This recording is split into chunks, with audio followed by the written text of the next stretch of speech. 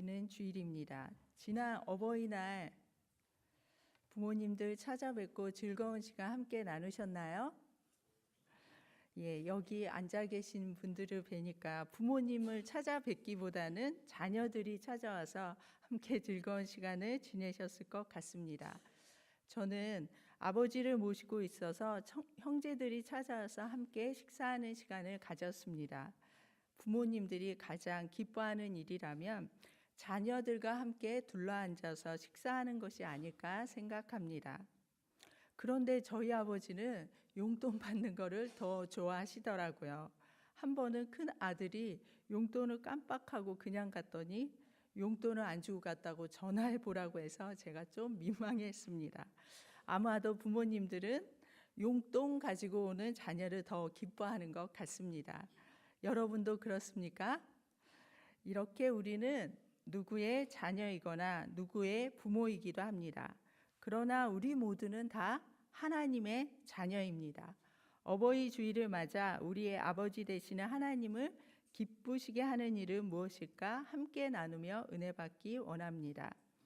오늘 본문 누가복음 15장에는 잃은 것을 찾은 기쁨에 대한 세 가지 비유를 말씀하고 있습니다. 첫 번째가 잃은 양을 찾은 비유이고 두 번째는 잃은 드라큐마를 찾은 비유입니다. 그리고 우리가 오늘 읽은 본문은 잃은 아들을 다시 찾은 비유입니다. 어떤 아버지에게 두 아들이 있었습니다. 어느 날 둘째 아들이 아버지에게 재산 중에 자신에게 돌아올 분깃을 주라고 요구하였습니다. 유대 풍속과 율법의 예로 아버지의 재산을 살아계실 때 재산을 분배해 달라는 것은 아버지가 죽기를 바란다는 표현으로 아버지를 더 이상 섬기고 싶지 않다는 말이라고 합니다. 이렇게 둘째 아들은 상식과 기본적인 도리를 무시한 채 파렴치한 요구를 아버지에게 했습니다. 만약 여러분의 자녀가 자신에게 돌아올 재산을 지금 당장 달라고 한다면 어떤 기분이 드시겠습니까? 너무 괘씸해서 다시는 보고 싶지 않을까요? 아니면 안쓰러운 마음에 재산을 나누어 주시겠습니까? 오늘 본문의 아버지는 후자를 택하였습니다. 유대 풍속과 율법에 반하는 요구이지만 아들이 요구하니까 그 요구를 들어주었습니다. 이 아버지는 어떠한 마음으로 둘째 아들의 요구를 들어주었을까요? 아버지는 아들을 극히 사랑하였습니다. 그런데 둘째 아들은 아버지를 주인으로 삼는 삶을 싫어했습니다. 자신의 집에 있는 품꾼들에게 늘 사랑으로 대하시며 보살펴 주시는 아버지였지만 자신 마음대로 살 수 없는 삶이 답답했습니다. 자신이 자신의 삶의 주인이 되어 자기 뜻대로 살면 편하고 좋을 것 같았습니다. 이렇게 생각하는 아들의 잘못된 마음을 아버지는 알았습니다. 그래서 아들이 자신을 떠나 살면 세상의 험난한 삶에 부딪혀 고생할 것을 알았지만 둘째 아들이 아버지의 품이 얼마나 풍족하고 기쁨이 넘치는 삶인가를 뼛속 깊이 깨닫고 아버지와 자족하는 마음으로 함께 사는 것을 누리기 원했습니다. 그래서 아들이 요구하는 것을 들어주었습니다.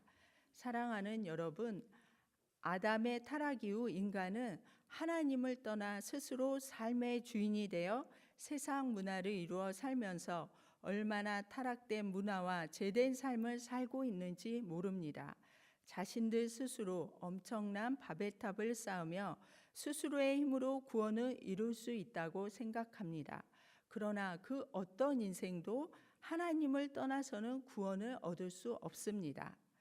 둘째 아들은 아버지가 준 재산을 신속히 처분하여 먼 나라로 떠나갑니다. 다시는 돌아오지 않을 것처럼 아버지하고 멀리 떨어져서 자신의 삶을 즐기기 원했습니다. 그리고 자신이 가지고 간 재산을 가지고 허랑방탕하게 낭비했습니다. 허랑방탕하다는 뜻은 낭비적으로 무절제한 것을 의미합니다. 그렇게 허랑방탕한 둘째 아들은 재산을 다 소비하게 되었고 설상가상으로 그 나라에 크게 흉년이 들어 먹을 것을 얻을 수 없었습니다. 그래서 돼지 치는 일을 하게 되었습니다. 유대인들은 율법상 돼지를 부정한 짐승으로 여깁니다. 그래서 유대인들은 돼지를 키우지 않습니다. 하지만 둘째 아들은 그 먼 나라에서 자신을 믿고 일을 시켜줄 사람이 없기 때문에 돼지 치는 일이라도 해야 했습니다. 그래서 돼지가 먹는 쥐엄 열매라도 먹으며 배를 채우려 했지만 그마저도 주는 사람이 없었습니다. 참으로 비참한 신세가 된 것입니다. 품꾼을 거느리고 사는 아버지의 집에서 아들로 호의호식하면서 편안하게 살았는데 지금은 돼지가 먹는 쥐엄 열매도 배불리 먹을 수 없는 신세가 되었습니다. 인생의 비참함과 괴로움을 경험한 둘째 아들은 이렇게 살다가는 자신이 곧 죽을 것 같은 생각을 하게 됩니다. 그리고 자신의 아버지의 집에 있는 품꾼들이 얼마나 아버지의 큰 사랑으로 풍족히 먹으며 일을 하고 있는지 생각하게 되었습니다. 비로소 자신의 행동이 얼마나 잘못된 것인지를 깨닫게 된 것입니다. 자신이 다시 아버지의 아들의 이름으로 집에 돌아갈 낯은 없지만 그래도 품꾼 중에 한 사람으로 아버지 집에서 살 수 있겠다는 생각을 했습니다. 왜냐하면 아버지의 사랑이면 분명히 자신을 받아들일 것이라는 확신이 있었기 때문입니다. 그래서 둘째 아들은 결심하고 그 먼 나라에서 거짓골을 하고 아버지의 집을 찾아갑니다. 아버지는 둘째 아들이 집을 나간 후에 이제나 저제나 아들이 돌아오기를 기다립니다. 그래서 늘 문 밖을 주시합니다. 그러다 어느 날 저 멀리서 거짓골을 하고 걸어오는 사람이 그 행상은 형편없지만 집 나간 둘째 아들이라는 것을 알아봅니다. 그래서 버선발로 달려나아가 둘째 아들을 안고 입 맞추며 집으로 들여옵니다. 그리고 종들에게 제일 좋은 옷을 내어다가 입히게 하고 손에 가락지를 끼워주고 발에 신을 신겨 주었습니다. 그의 아들의 신분을 회복시켜 준 것입니다. 여러분, 우리도 이렇게 할 수 있을까요? 자신의 재산을 가지고 나가서 탕신하고 온 자식에게 제일 좋은 옷을 입히고 손에 가락지를 끼우고 발에 신을 신겨주며 돌아온 것을 기뻐하며 맞아들일 수 있을까요? 저는 그렇게 하지 못할 것 같습니다. 그러나 탕자의 아버지는 아들이 돌아오자 기쁨으로 살진 송아지를 끌어다가 잔치를 하면서 우리가 먹고 즐기자고 말합니다. 둘째 아들은 결코 자신이 다시 아들로 받아들여질 것이라 생각하지 못했습니다. 다시 말해 모든 것을 내려놓고 그저 아버지의 돌봄 아래서 살면 굶어 죽지는 않을 것 같아 철저하게 낮아진 마음으로 그저 종의 하나로 여겨주시기만을 바랬습니다. 자신이 아버지 품에 사는 것이 얼마나 기쁘고 행복했는지 철저하게 깨달은 후에 집으로 돌아올 용기를 가질 수 있었습니다. 더 이상 바랄 것도 없고 더 이상 비참할 것도 없었습니다. 그저 아버지가 내쫓지 않기를 바랄 뿐이었습니다. 그런데 아버지가 자신을 안고 입을 맞추고 받아들입니다. 그래서 아들은 아버지께 내가 하늘과 아버지께 죄를 지었사오니 지금부터는 아버지의 아들이라는 일컬음을 받는 것을 감당하지 못하겠나이다 하며 고백합니다. 둘째 아들은 철저하게 자신의 잘못을 깨닫고 회개하는 것입니다. 자신이 아버지를 주인으로 삼지 않고 자신이 주인이 되어 살아보겠다고 뛰쳐나갔던 잘못을 철저히 깨달은 것입니다. 우리는 우리의 삶을 스스로 세워보려는 죄된 습성을 가지고 있습니다. 그래서 하나님이 우리에게 정하여 준 율법, 말씀을 들으려 하지 않습니다. 4,000년 전 모세를 통해 주셨던 구약의 율법은 너무나 고리타분한 옛 삶의 방법입니다. 옛 유대인들이나 지켜 행할 수 있었던 말씀입니다. 애굽의 노예로 살았던 사람들이 광야에서 하나님과 맺은 언약에 불과한 것입니다. 신약은 2000년 전에 예수님이 제자들에게 들려주셨던 삶의 방식과 방법이지 지금처럼 발달된 사회에서 이해할 수도 지킬 수도 없는 말씀이라고 생각하지 않습니까? 세상에서 먹고 마시고 살기 위해서 학교에서 배운 학문과 여러 기술, 재능 등을 익혀서 사회에서 당당하게 지위를 가지고 자신의 삶의 철학을 실천하면서 살아가야 한다고 생각하지 않습니까? 그렇습니다. 우리는 이 시대에 태어났기 때문에 이 시대의 문화와 환경, 학문을 배우고 익혀서 이 시대의 사람들과 더불어 살아야 합니다. 하지만 세상의 학문과 기술, 재능이 하나님 없이 자신의 방식대로 자신이 주인이 되어 삶을 살아가게 한다면 그것이 바로 우상 숭배적인 삶입니다. 세상의 학문과 문화 환경은 하나님을 섬기고 하나님께 영광 돌리는 도구가 되어야 합니다.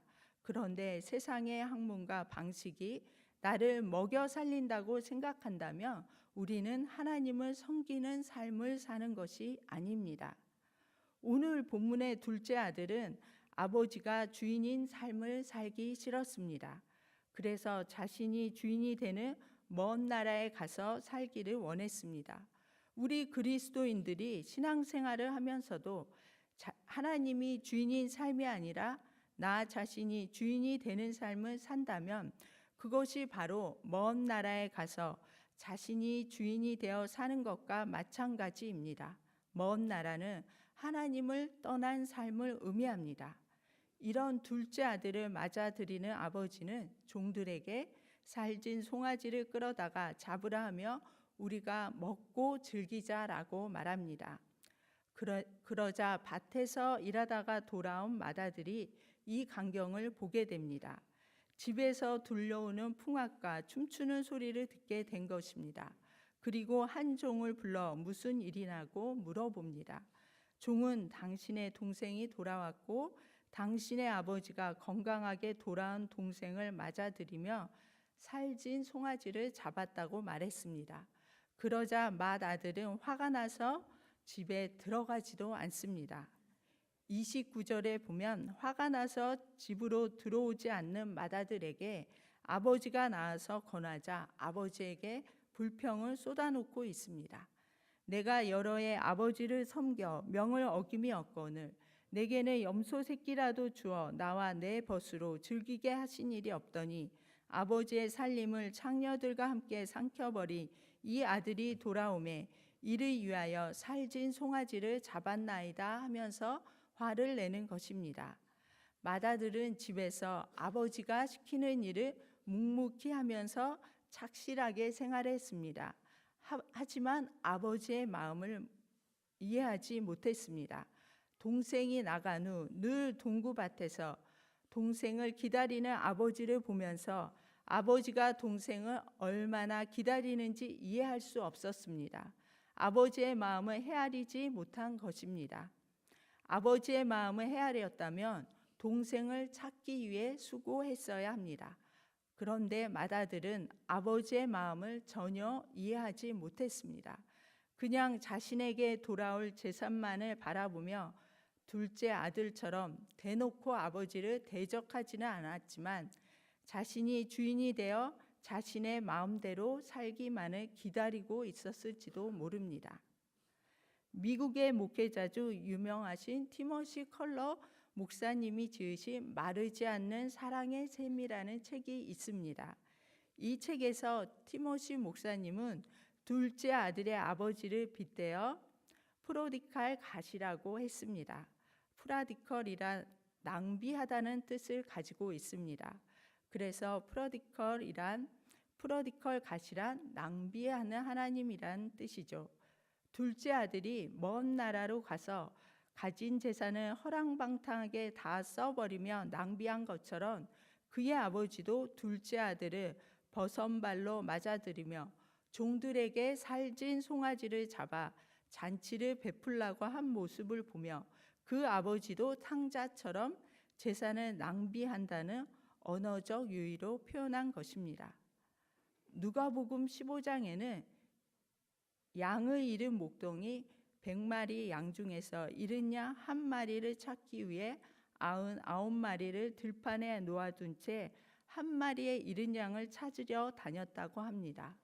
99마리로 지켜야 하는데 목동은 오직 잃은 양 한 마리를 찾기 위해 99마리를 그저 두고 정신없이 돌아다닌 것을 알 수 있습니다. 그리고 또 한 드라크마를 잃은 여인이 한 드라크마를 찾고 기뻐서 잔치를 벌였다고 했습니다.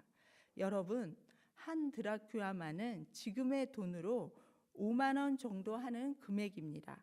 그런데 즐거워하며 잔치를 하려면 아마 5만 원보다 더 많은 돈을 써야 하겠지요. 그러니 그 여인은 즐거워하며 기뻐하며 낭비하고 있는 것입니다. 이러한 일이 현실적으로 일어날 수 있을까요? 현실적으로 일어날 수 있다는 것을 한 신문 기사에서 볼 수 있었습니다. 서울 구로구에서 일어난 이야기입니다. 어떤 한 분이 생일 선물로 꽁을 선물로 받았다고 합니다. 여러분, 꽁을 선물로 받아본 적 있습니까? 꽁을 선물한 분 참 특이한 분이죠. 그런데 선물을 받은 분은 더 독특한 분입니다.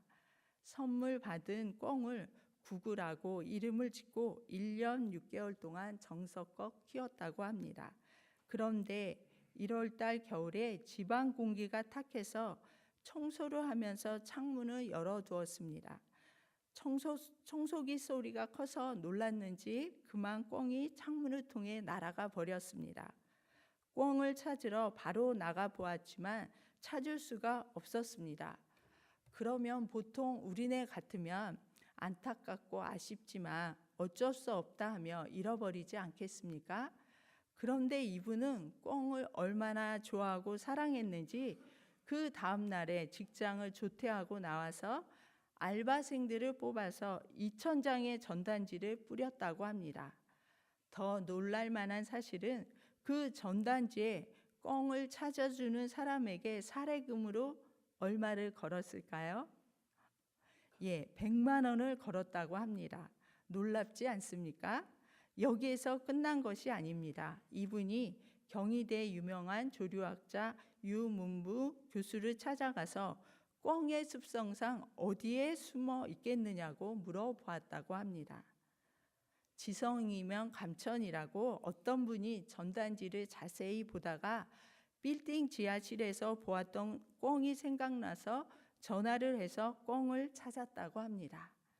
그런데 더 가관인 것은 그분이 꽁을 찾아 그 빌딩 지하에 가서 꽁을 보면서 무릎을 꿇고 펑펑 울면서 연신 미안하다고 하면서 다시는 헤어지지 말자고 다짐을 했다고 합니다.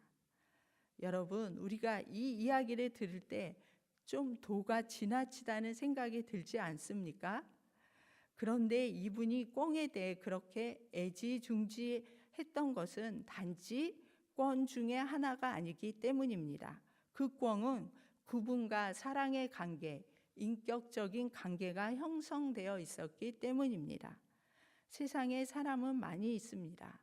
본문의 아버지에게도 둘째 아들이 아무리 자신의 재산을 다 탕진하고 거지꼴이 되어 돌아와 자신을 품꾼의 하나로 써달라고 해도 그럴 수 없는 것입니다. 왜냐하면 그는 바로 그의 아들이기 때문입니다. 그 탕자는 그냥 탕자가 아니라 그와 사랑의 관계를 가진 아들이기 때문입니다. 그러니 아버지 자신의 재산을 낭비하여 동네 사람들을 불러 잔치하는 것입니다.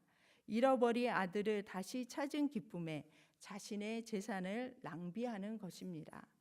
티모시 컬러 목사님은 둘째 아들에 대한 아버지의 사랑을 말하며 하나님께서 죄로 죽을 수밖에 없는 우리들을 살리기 위해서 자신의 아들을 십자가에 못 박혀 죽게 하셨다고 말씀합니다.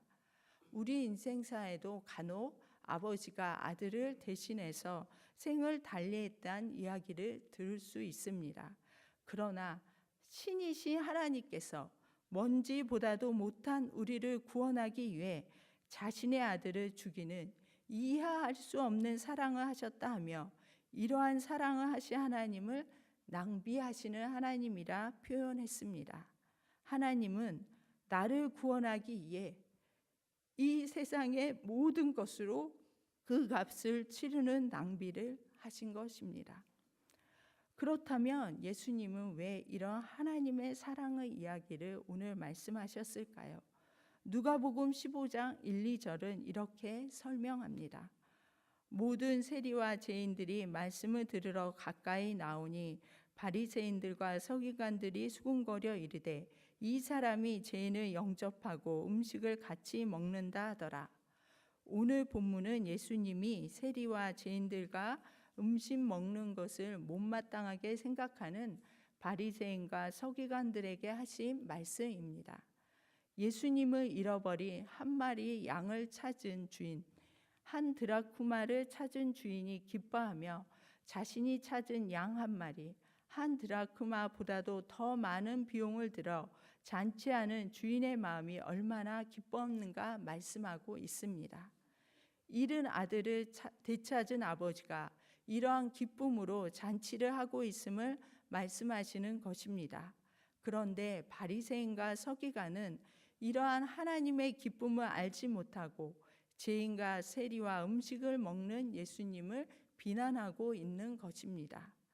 사랑하는 여러분, 하나님은 죄인 하나가 회개하여 돌아오는 것을 기뻐하십니다. 잃은 양 한 마리, 잃은 한 드라크마는 하나님을 떠난 죄인을 의미합니다. 이 죄인 한 사람이 회개하면 하늘에서는 회개할 것 없는 의인 99으로 인한 기쁨보다 더 기쁘다고 말씀하십니다. 그리고 24절에서는 내 아들은 죽었다가 다시 살아났으며 내가 잃었다가 다시 얻었다고 말씀하십니다. 하나님은 우리가 죽었다고 말씀하십니다. 하나님은 우리를 잃었다고 말씀하십니다. 그런데 하나님께 회개하고 돌이키며 우리는 다시 살아나고 다시 얻게 된다 말씀하십니다. 그리고 즐거워하며 기뻐하신다고 말씀하십니다. 하나님은 세상 만물을 만드시고 사람을 하나님의 형상을 따라 창조하셨습니다. 그런데 이 사람이 하나님을 주인으로 삼는 삶을 싫어하여 먼 나라로 떠났습니다. 자신이 스스로 주인이 되어 살았습니다. 그러나 사람이 자신 스스로 주인이 되어 사는 삶은 결국 지업 열매도 얻어먹을 수 없는 비참한 삶을 살게 되는 것입니다. 이런 비참한 삶에서 아버지의 집을 생각하여 둘째 아들처럼 돌이켜 아버지 집으로 돌아오는 것이 회개의 삶입니다. 그럴 때 하나님은 우리를 다시금 자녀로 받아들이고 하나님이 가지고 있는 풍성한 은혜를 누릴 수 있도록 자신의 사랑을 낭비하며 안아주시고 입혀주시고 천국 잔치를 베풀어 주시는 것입니다. 아버지는 불평하는 큰 아들에게 너는 항상 나와 함께 있으니 내 것이 다 내 것이라 말씀합니다. 그런데 맏아들은 그 아버지의 마음을 몰라서 아버지의 것을 자기 것처럼 누리지 못합니다. 과연 우리는 돌아온 둘째 아들일까요? 맏아들일까요? 우리는 모두 다 돌아온 둘째 아들입니다. 둘째 아들의 마음, 하나님이 우리의 구원자임을 알지 못하고 살았던 100% 죄인임을 깨닫고 이제 아들의 하나가 아니라 품꾼의 하나로라도 받아 죽이기 원하는 낮아지고 겸손한 마음이 되어야 합니다. 그럴 때 아버지를 주인으로 삼아 아버지의 은혜 안에서 살 수 있기 때문입니다. 그런데 간혹 둘째 아들이 아니라 맏아들이 되어버린 사람들이 교회 안에 있음을 봅니다. 교회에서는 6월 3일 태신자 새 생명 축제를 정하고 준비하고 있습니다. 그런데 맏아들과 같이 아버지의 마음을 이해하지 못해서 집 나간 동생을 찾을 생각도 하지 않고 아버지 것을 누릴 줄도 모르는 사람이 있습니다. 사랑하는 여러분, 우리는 모두 죽어 있던 사람이고 잃어버렸던 사람들이었습니다. 그러나 하나님의 낭비하는 사랑으로 다시 살아나고 잃었다가 얻은 자들입니다. 그러므로 먼저 구원받은 우리는 지금도 집 밖으로 뛰쳐나가 죽어 있는 자들을 다시 살려야 합니다. 잃어버린 사람들을 다시 얻어야 합니다. 하나님은 모든 사람들이 구원받기 원하시고 한 생명을 천하보다 귀하게 여기십니다. 우리가 정말 둘째 아들의 마음, 자신이 더 이상 주인이 아니라 오직 하나님 아버지를 주인으로 삼는 자라면 이 하나님의 마음을 알아 살리고 찾아가는 복음 전도의 삶을 살아야 될 줄로 믿습니다. 새 생명 축제를 매년 한다고 해서 식상해야 할 수가 없습니다. 내가 돌아온 둘째 아들과 같이 아버지의 낭비하는 사랑을 경험했다면 그 하나님의 사랑을 깨닫고 하나님의 마음으로 잃은 영혼을 힘써 찾고 얻고자 우리의 사랑을 낭비하며 우리의 시간을 낭비하며 우리의 재정을 낭비하며 전도해야 할 줄 믿습니다. 어버이 주일을 지내며 우리의 어버이신 하나님이 죽은 자를 살리고 잃은 자를 찾음으로 기뻐하고 즐거워하신다는 본문의 말씀을 듣습니다. 둘째 아들의 은혜를 받은 저와 여러분이 하나님이 기뻐하는 6월 3일 새 생명 전도 축제에 즐거이 동참하길 간절히 소망합니다. 아멘.